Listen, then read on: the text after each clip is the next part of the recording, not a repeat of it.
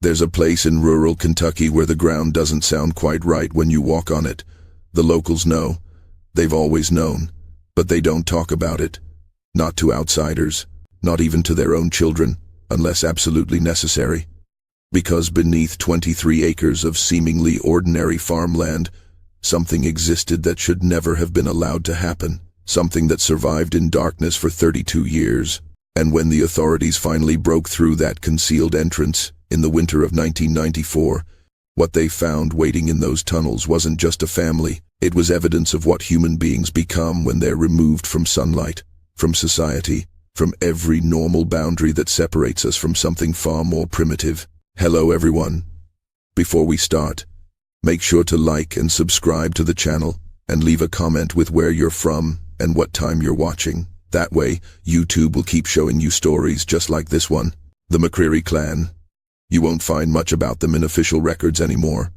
Most of the documentation was sealed by court order. The psychological evaluations, the medical reports, the photographs that made veteran police officers request immediate transfers. But the story exists in fragments, in whispered conversations, in the nightmares of the social workers who were there that day. And once you hear it, you'll understand why some knowledge feels like a contamination.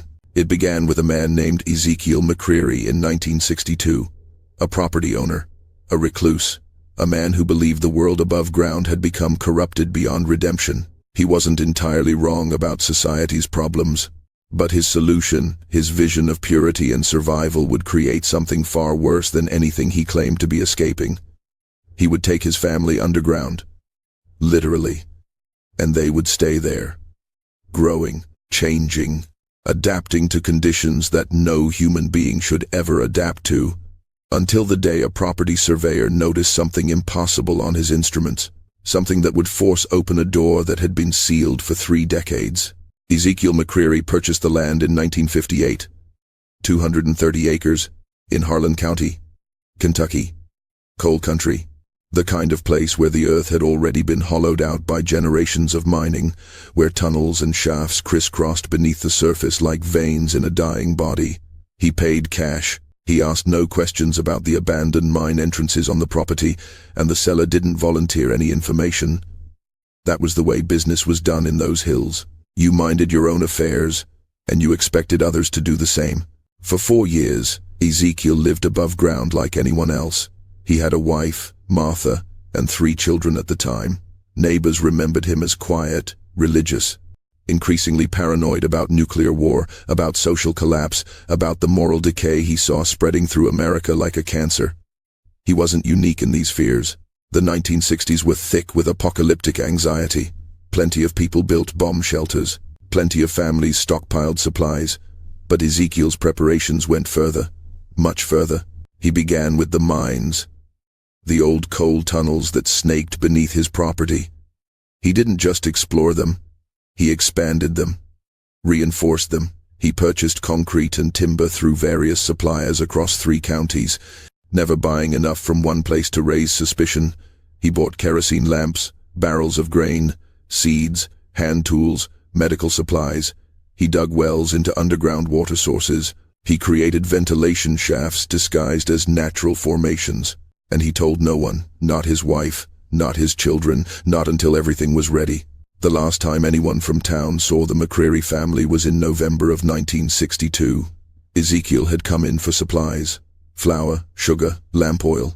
He seemed nervous, distracted. The shopkeeper remembered him checking his watch repeatedly, as though he had an appointment he couldn't miss.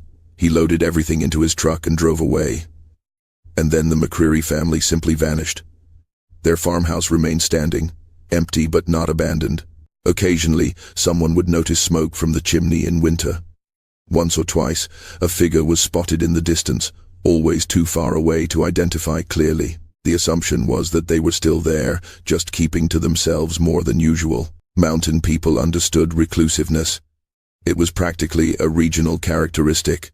But the McCrearys weren't reclusive.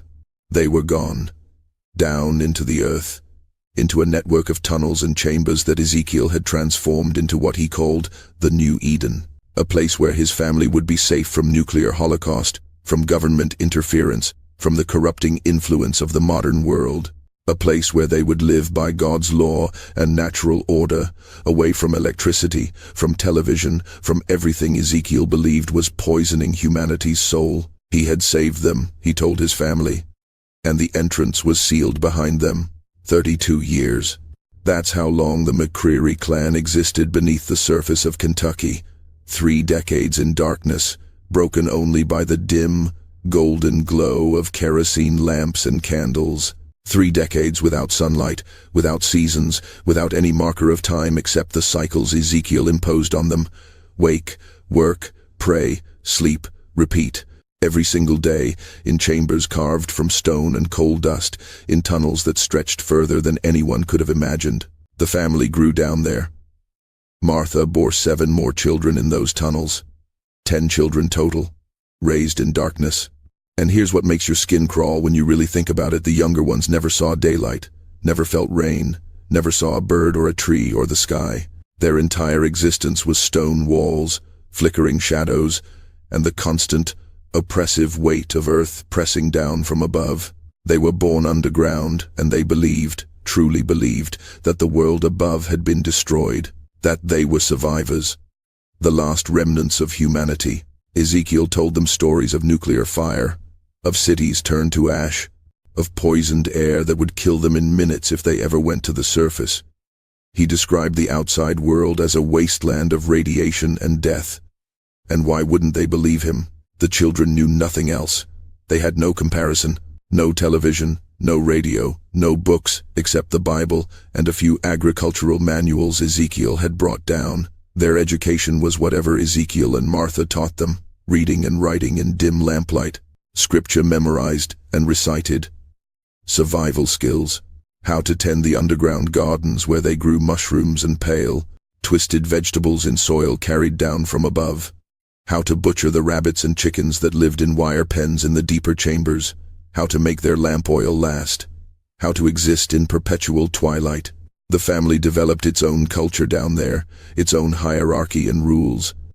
Ezekiel was the absolute patriarch, the prophet who had saved them from extinction. His word was literal law. Martha was the keeper of domestic order, though her role diminished as the older daughters took on more responsibility. The children married each other. They had to. There was no one else. Ezekiel performed the ceremonies himself, joining brothers to sisters, cousins to cousins, creating family trees that twisted back on themselves in ways that nature never intended. And from these unions, more children came, a 3rd generation, born even deeper into the darkness. By the time authorities broke through in 1994, there were 47 people living in those tunnels, 47 human beings who had adapted to conditions that should have killed them. Their skin was translucent, almost luminous in certain light, like deep-sea creatures. Their eyes had changed, pupils permanently dilated, capable of seeing in near-total darkness but painfully sensitive to normal daylight. Some of the younger ones had never developed properly, bone deformities, cognitive impairments, the inevitable result of generations of inbreeding and vitamin D deficiency. But they had survived. Against all logic, against nature itself, they had survived. The discovery came by accident. It always does with secrets this big.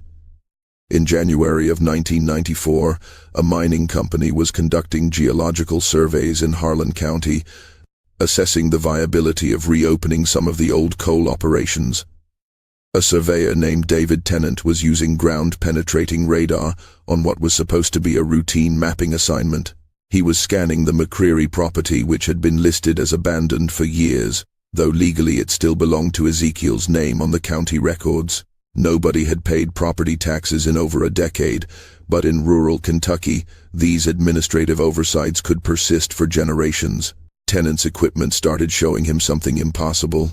The readings indicated massive hollow spaces beneath the surface. Not just the old mining tunnels, he expected those, but new excavations, expanded chambers, structures that shouldn't exist. And more disturbing, the thermal imaging was picking up heat signatures, lots of them, clustered in patterns that suggested habitation. He thought his equipment was malfunctioning. He calibrated it 3 times. The readings didn't change. He reported it to his supervisor, who reported it to the county sheriff, who initially dismissed it as instrument error or possibly some kind of illegal operation, maybe a marijuana growing facility or a meth lab using the old mines. But the thermal signatures were wrong for that. Too many, too dispersed, too consistent with human body heat. The sheriff, a man named Robert Carnes, decided to investigate. He obtained a warrant, assembled a team, and on February 3rd, 1994, they went onto the McCreary property looking for the entrance. It took them 6 hours to find it. The original mine entrance had been expertly concealed, covered with a false rock face that had weathered naturally over 3 decades, but the ventilation shafts gave it away, carefully hidden. But once you knew what to look for, you could spot them, small openings disguised as groundhog burrows or natural crevices, but too regular, too deliberately placed.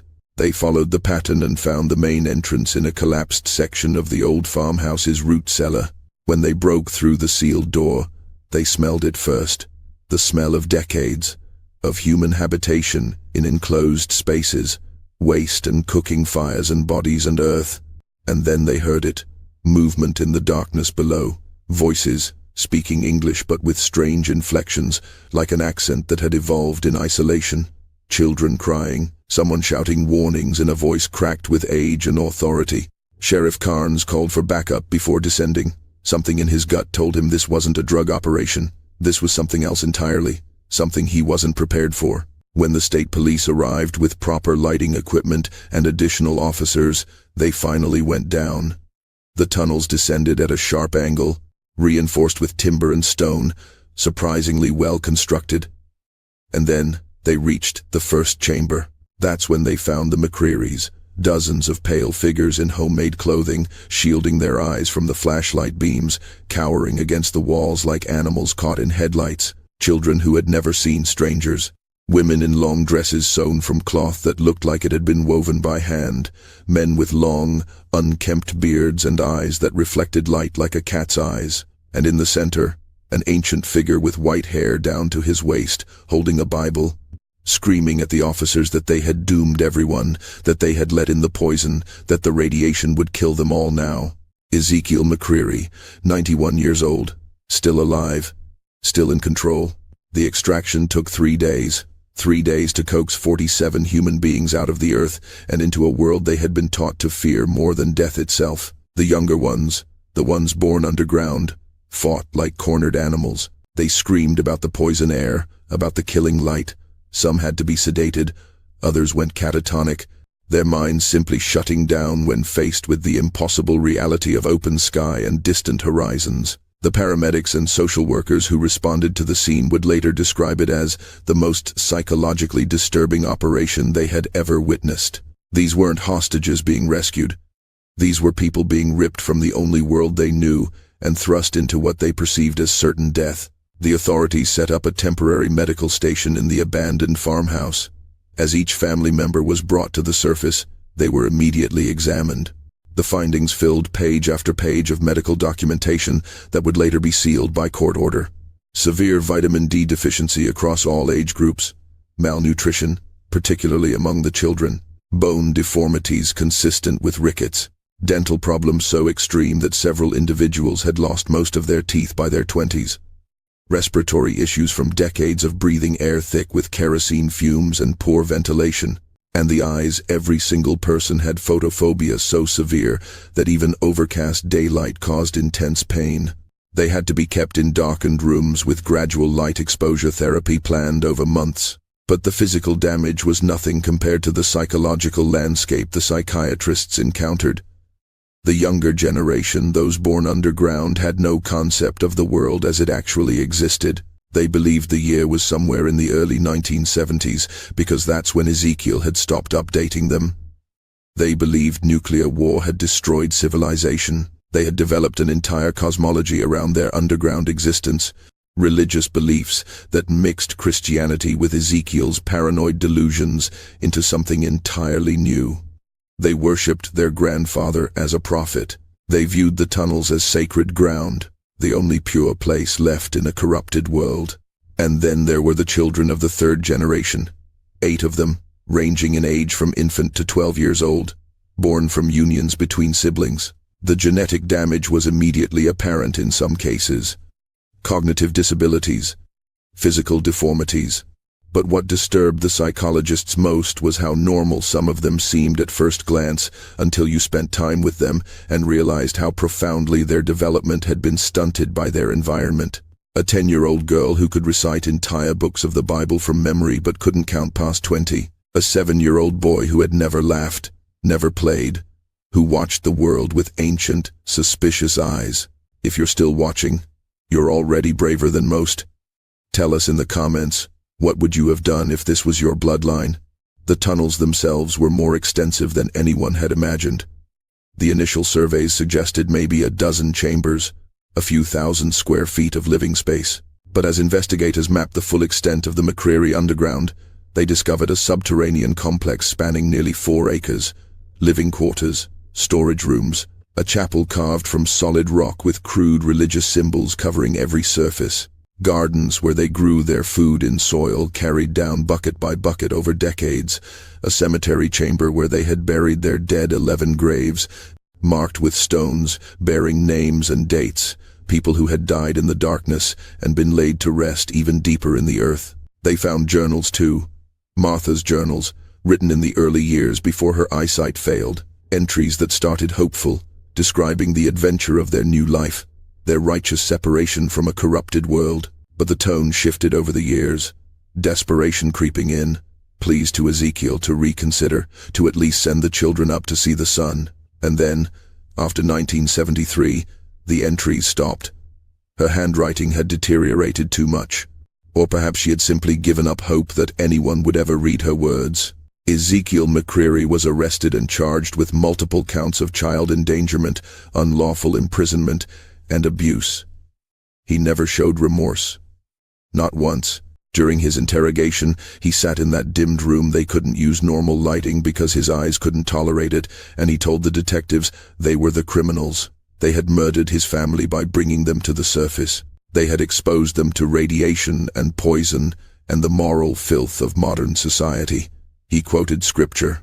He ranted about the end times. He insisted that within months, everyone who had been brought up would sicken and die, proving him right. He was declared mentally incompetent to stand trial. The psychiatric evaluation described a man whose grasp on reality had fractured decades ago, who had constructed an elaborate delusional system and then spent 32 years reinforcing it until it became more real to him than the actual world. He was committed to a state psychiatric facility, where he died 8 months later. The official cause was pneumonia, but the nurses whispered about something else. They said he simply stopped eating, stopped drinking, that he laid in his bed with his eyes closed and willed himself to die, because he couldn't bear existing in a world he had spent 3 decades trying to escape. Martha McCreary survived him by 3 years. She never fully adjusted to surface life. The social workers tried everything, gradual reintroduction to society, therapy, medication, but she remained psychologically trapped in those tunnels. She would wake up screaming about the poison air, about her children dying from radiation exposure. She would beg to be taken back underground, to be returned to the safety of the darkness. In 1997, she walked out of the assisted living facility where she'd been placed, and they found her 2 days later in the woods, deceased from exposure. She had been trying to dig, trying to claw her way back into the earth with her bare hands. The coroner said her fingernails were broken and bloody, soil packed beneath what was left of them. The children, the adults, really, though they seemed like children in so many ways, faced an impossible task of adaptation. Imagine being told that everything you believed about reality was a lie, that the world you thought was destroyed had actually been thriving just a few hundred feet above your head the entire time, that you had been robbed of decades of life, of sunlight, of normalcy, by the paranoid delusions of one man. Some of them adjusted, slowly and painfully. They learned to read and write properly. They underwent years of physical therapy to address the damage done by malnutrition and lack of sunlight. They learned trades. A few even managed to build something resembling normal lives, though they would never truly be normal, not after what they had endured. But others never made it out, not really. Their bodies were on the surface, but their minds remained underground. Depression, anxiety, post-traumatic stress disorder so severe that normal therapeutic approaches were almost useless. 3 of the McCreary clan took their own lives within the first 5 years. 2 more simply vanished, walked away from their supervised housing, and were never found. There were rumors that they went back, that somewhere in those Kentucky hills, in some undiscovered cave or abandoned mine, they recreated their underground existence, because it was the only life that made sense to them.